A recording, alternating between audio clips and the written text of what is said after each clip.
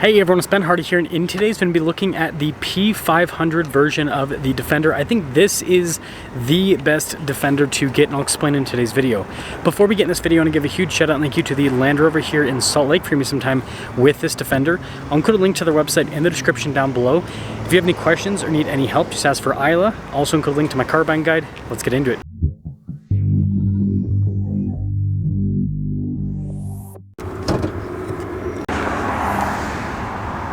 Under the hood, we have a supercharged 5-liter V8 that goes through an 8-speed automatic transmission.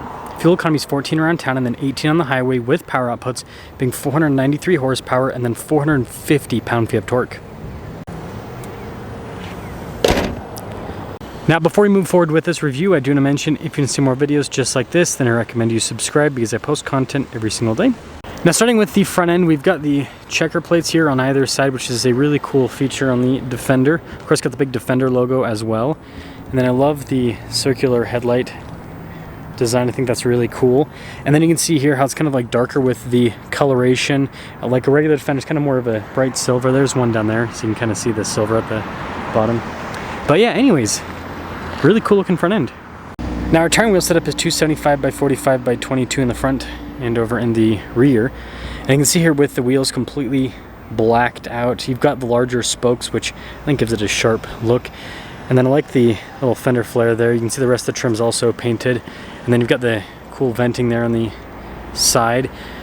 And then taking a few steps back, here's your side profile with the Defender, which again, I think looks sharp.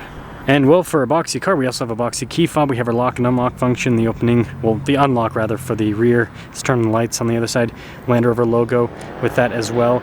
And the reason why this isn't automated is because it's a swing gate, which is, I think, a cool feature. Now, this is a 110, so you've got quite a bit of storage here in the rear behind the third row. And it also has air suspension, so you can raise and lower the back, which is great. And then you guys can see the Alpine windows up top as well. Still have an outlet here in the back, which is always nice. And then you've got this trim, which is easier to clean off, more durable as well. So they've done a lot to make this practical. And then closing this is easy. You've got the cool squared off taillights, and unlike the P525, they've got the red taillights, which I think look a little bit cleaner. We've got the spare tire here in the back, but we still have all of the crazy exhaust tips there at the bottom. So that is the rest of the rear. Now, this brings us inside, where you can see we've got nice trim there and down below, but you've got like the exposed rivet, so it has that rugged utilitarian look. And then here's the seats, really nice. Looks like someone left their dealer plate in here. We'll get that back inside. Got good legroom here, got a little storage pocket. Just a quick look at the vents. We also have our own climate zone here in the back, USB ports as well. And because of the boxy design, it's got plenty of headroom back here.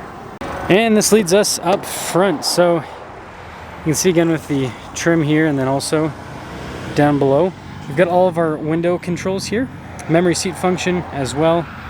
Blind spot monitoring with the mirrors. And if you're wondering, the Defender actually has a pretty good payload capacity.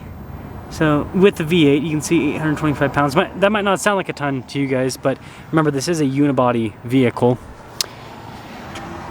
And then here's the front seat. Got all of our adjustments there on the side.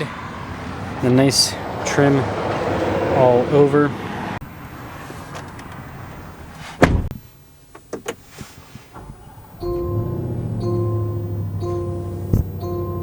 Now, taking a look at the steering wheel, you guys can see a nice trim all around, and then you've got that cool kind of rugged design with the spoke setup. A bunch of practical controls in the front, including adaptive cruise control, heated steering wheel controls there for the center.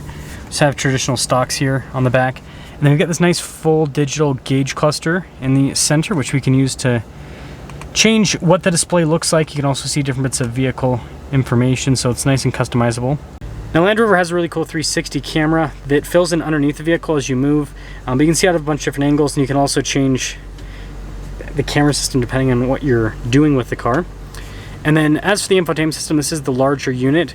It's quick to respond. It does have quite a few controls built into it for the car, but yeah, overall, it's easy to use. But for those of you like myself that like physical buttons, the Defender still has that. So you've got the shifter, the 8-speed That's for the air suspension to raise and lower it. And you also have your hill descent control built into that, your low range climate controls. So push in for the seats. That's for your drive mode select. It's for the fan speed. So it's kind of all built in to the same control, which is pretty cool if you ask me. And then this is kind of like the new center console design. So they've changed the little tabs there in the cup holder area, and then the wireless phone charging pad is no longer flat, so it holds your phone better. This also has a cool box for the center console. Nice trim here, and this coloration's pretty bright. Contrasts the tan leather. You can see it over there as well with like the grab handle, all of that. We also have a camera rear view mirror with this, and then a big panoramic sunroof. Now this V8 Defender is going to be more affordable than the 525, so you can see all the standard equipment with this. And then notice the base MSRP $95,000, and then total MSRP on this one after all options $106,108. So it's like almost, yeah, it's like $20,000 less than a loaded up P525. So it saves you quite a bit of money. But let's see how it performs.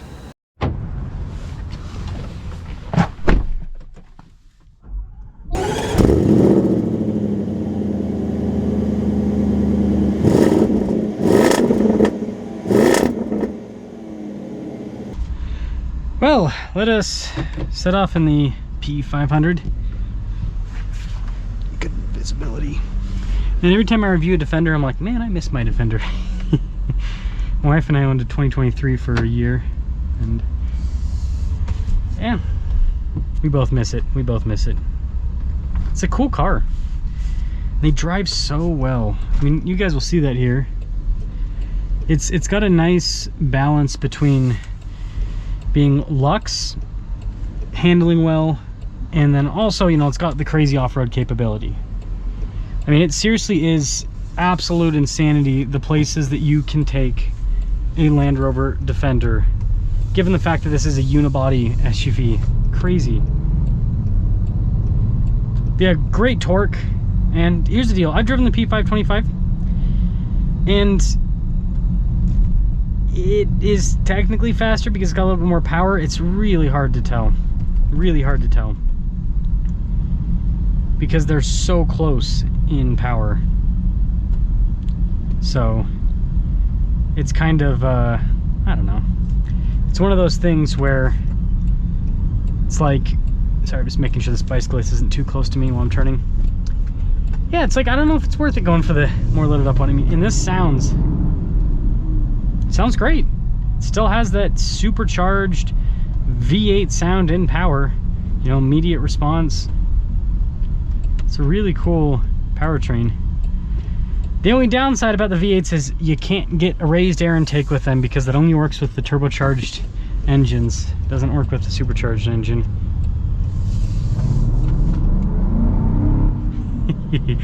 It's quick. It's really quick. And it's smooth with the power delivery. Again, superchargers, right? It's just right off the bat. So it's a really cool setup. And the suspension's super comfortable. Again, air suspension. And this has 22s. The smallest wheel you can fit in the V8 is a 20. Still a larger wheel, but you do a 20, you do some all-terrain tires, and it rides pretty darn well. Pretty darn well. So overall, this is where you can tell it's unibody. When you go up stuff like that, you can kind of, and the suspension this articulates pretty well. They've done a good job with that, but still it you know, the body moves a bit more than like a body on frame solid axle type vehicle that this used to be. So V8 Defender is really cool. And I guess I do want to mention something. I recently reviewed a 1995 Defender. I don't know when I'm going to post that video, but what I will say is I was one of those people that was like, oh man, Land Rover going to unibody and all that kind of stuff. I was on that bandwagon. After reviewing that Defender, that 1995, I can tell you with 100% certainty, I like this more. And I know that's going to be blasphemy to a lot of people, but just, man, the original Defender, very capable off-road, really cool looking vehicle, but boy oh boy, slow as can be and super uncomfortable, super loud. So that's kind of like a, I don't know, it's kind of like a one-trick pony in a way, where it's like it's really good at being a utilitarian vehicle, but then everything else it kind of Whereas this new one, it's like it's a luxury car.